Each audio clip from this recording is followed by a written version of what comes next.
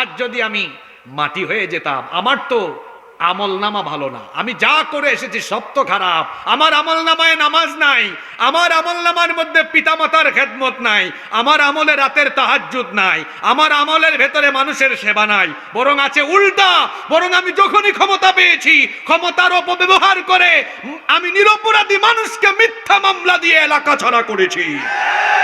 আমার গোটা আমল নামা তো এইরকম অপকর্ম দিয়ে ভরপুর।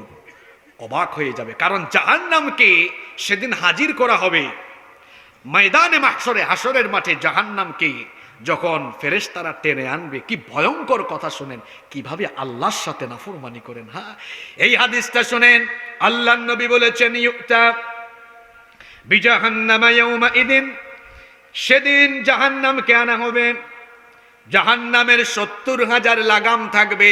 জুড়ে বলেন কত হাজার? 70,000 লাগাম থাকবে।